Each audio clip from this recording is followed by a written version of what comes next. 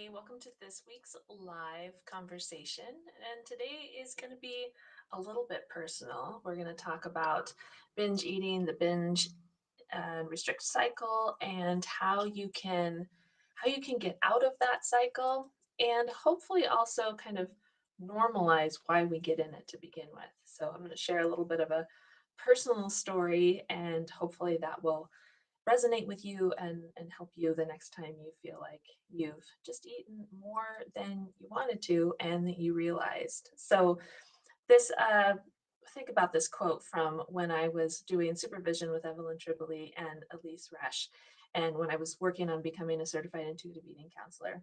And both of them talked about a client that had been working on developing full permission with food, one of the principles of intuitive eating, and how this client had to write a poem to brownies, and it was called There Will Always Be More Brownies.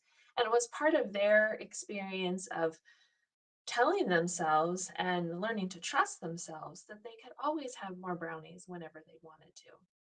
And when we do that, when we promise ourselves and tell ourselves and learn to trust ourselves that we will always have that food or give ourselves access to it whenever, we lessen the risk of binging on that food when we do have access to it. So how do you fix binge eating, and why does it even happen in the first place, and how can we maybe stop it before it starts? And this kind of ties into what our theme for this month is going to be, both on the podcast and also here on our lives. And we're talking more about gentle nutrition, and we can't really talk about gentle nutrition and how to eat on a regular basis if we don't address maybe what's going on behind the scenes and related to making full permission with food and acknowledging how and why we might get into the binge restrict cycle. So, this week on the Savor Food and Body podcast, we're going to be talking more about mindfulness, meditation, and intuitive eating with Jenna Holenstien. And so you can check that episode out on the alpinenutrition.org blog. And those show notes will be uploaded later on today or tomorrow. And also on the Save Your Food and Body podcast, where you will also find a recording of this live today. So if you haven't been able to join us live, either on YouTube or the Alpine Nutrition Facebook page or the Savor Food and Body Facebook group, you can get a recording to this today on the Savor Food and Body podcast, and the recording will be uploaded on Friday. So there's some housekeeping items. So let's dive into this. How do we fix binge eating, and why does it even start in the first place? So I want to share an experience with you that I had last week.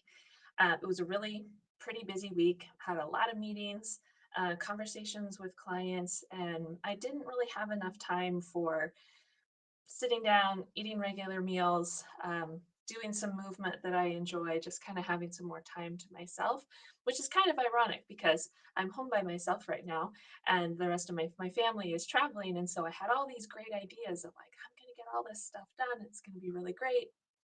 And what ended up happening is my schedule just got really too full. So by the end of the week on Friday, I was really looking forward to making my favorite chocolate chip cookie recipe. And it's a recipe that I got from my dear friend Lisa Crawford of the Tiny Kitchen. It's super straightforward. It's just a really delicious chocolate chip cookie recipe with oats. I'm a big texture person, and so I want texture in my chocolate chip cookies. And I get really good dark chocolate bars and then chop those up as the chocolate chips. So much great flavor satisfaction. And I was really looking forward all week. Like, I just got to get through this week. And then I can make my favorite chocolate chip cookies. So I make the recipe on Friday, and it didn't turn out quite the way that I was hoping to. I thought that's okay. Well, I have a dinner coming up with friends on Sunday night. I'll make another batch and it'll turn out better, which it did because I forgot a key ingredient, as you do when you're distracted and you've been too busy and you're in midlife. But what happened is, so both of those batches, the first batch, even though they were okay, they were definitely edible, and I did enjoy them, but I plowed through that whole batch. And then I made the second batch. We had some for our dinner. My guests didn't eat very many of them. And then I found myself polishing off the rest of that batch. So now we're 2 batches of cookies in about 3 days. Now, I don't want you to compare yourself with those numbers. I'm not even going to tell you how many cookies were in those batches. It really doesn't matter. The point being that there was definitely some emotional attachment for me going on with those cookies. Like I said, I had saved up this whole idea of taking care of myself. I saved that up all week long, waiting, anticipating to make these cookies for myself. And I'd also, in the back of my mind, here it is, March. I haven't been able to move my body in as much as my body typically needs and likes and enjoys. So my size has changed. My clothes felt a little bit tighter. And even though I do this work every single day, have lots of conversations with women about supporting being body neutral and feeling comfortable in their bodies, I am still a woman in diet culture. So I still internalize that we should be of a certain size. And it starts to get a little stressful when my pants are fitting differently. So I'm just like you. And so I had to recognize that for myself too, going, okay, hold up. I think part of this whole cookie situation was also I had told myself, okay, it's March. You don't need to bake anymore. You don't need to eat any sweet foods anymore. Hiking season's going to start soon. It's time to get back up into shape, and hopefully my pants will fit better too.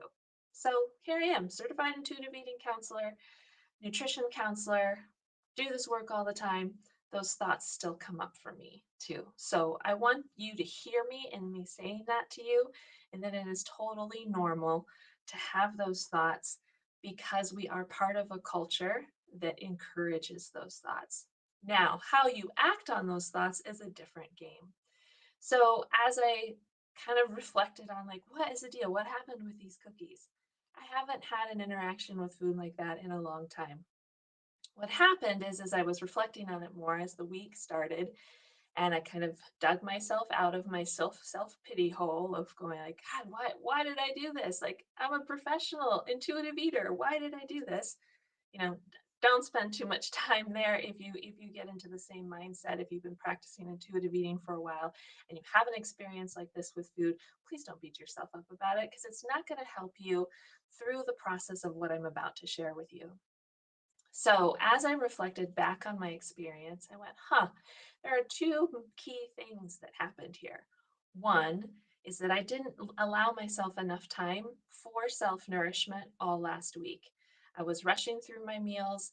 I didn't get time for some outside movement like I typically like that helps me get back into my body, decrease the stress on my nervous system, connect with my body. I didn't leave myself time for that. And I saved up self nourishment all for the end of the week. And in that saving up process, I kind of blew up in my face, really. And so that's part one. And I'm going to share how you can avoid that happening for you here in a second. Part two is there was this restriction mindset going on in my head because I had told myself, oh, hiking season's starting soon. We better get back into shape. We better, change how our body is shaped and get our pants fitting a little bit better, aka trim up, lose weight, whatever language you want to use. So I had that restriction mindset going on in the back of my mind. And I had this, I haven't taken care of myself enough throughout the week. So there was this perfect collision between I shouldn't be doing this mindset, that's the restriction mindset, and I'm feeling really depleted and spent coming out of last week. So, how do we avoid that happening? One of the key tools that I teach both my individual clients and in small group coaching, which is going to start again in April, by the way, is creating a self-nourishment menu. So when you can sit down and can look at your week, even a crazy busy week like I was going into last week, and you can plan out, okay, 10 minutes here, I'm going to get a walk in. 5 minutes here, I'm going to do some stretching or reflective journaling. I'm going to make sure I get some lunch. I'm going to prepare some food at the head of the week so I don't have to cook during the week. And I'm going to make sure I get 10 minutes to eat some lunch, 15 minutes, whatever that might be. Again, we're not talking about big chunks of time here, but you've plugged into the calendar that I'm going to allow myself time to nourish myself, food wise, movement wise, connection wise, social, being social, enjoying your hobbies, whatever that is. And so that's helping you address not getting to the end of the week totally spent like I did. The other piece of addressing the restriction mindset is kind of sitting, having a reflection. Maybe that's part of your reflective time during the week, going, where did I even get these thoughts of my body should be a certain size by springtime to fit into spring clothes or to start moving my body more in springtime? Where did that thought even come from? Where did the thought even come from that I should use chocolate chip cookies to help me recover from feeling spent? Unpack those ideas, think about, reflect on those beliefs that you might have about whatever the food it is that you tend to have a more restrictive relationship with. So, what I want to sum up with is that it's totally normal to have these experiences with food where you catch yourself eating mindlessly, eating for emotional coping, even a full on binge. What happens though, as you become more solid in an intuitive eating practice, is that you can stop yourself, even if it's after the fact, but you can stop yourself and you can reflect back on, whoa, why did this happen? How did this happen? Where was my mindset? How was I connected or disconnected from my body, disconnected from my emotions? So I think this is really important. And I share this with my clients, I share this with my students or group members, is that it's not about not having those thoughts of like, I should never not think about not having this food. It's not about that at all. When you develop a practice of intuitive eating and you continue to practice the skills that you learn by becoming an intuitive eater again, is that you get faster at having these reflections and noticing, oh, whoa, I was a little detached from my body there. I was a little detached from my emotions. And this is what happened. This is how that all played out into food. So, again, it's not that you should never have thoughts about food or get distressed about overeating or binge eating or not have negative body image thoughts. That is definitely not what this work is about. But this work is about, can you work on those skills of mindfulness to bring you back into your present moment and then reflect on why did I have that interaction with food, or why was that a distressing eating situation? So I hope that's helpful. And as always, you can add comments, share your story, ask questions about this by going to alpinenutrition.org/contact. You can always get in touch with me there. You can also leave comments below wherever you're watching this. And I want to also invite you to listen to this week's episode with Jenna Holenstien on mindfulness, meditation, and intuitive eating. And it will give you some additional skills on how you can help yourself walk through the aftermath, if you will, of overeating and binge eating when you do experience that. So again, wonderful to see you all today. And if you also, I forgot to mention at the top, we do have open office hours tonight at 5 p.m. Pacific.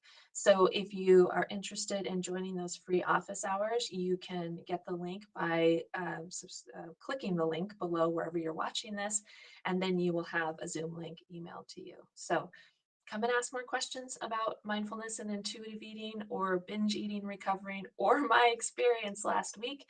Come and join the office hours this evening. And I look forward to seeing you there. And until next time and next week, continue savoring food in your body in whatever way sounds delicious to you. I'll see you again soon. Take care.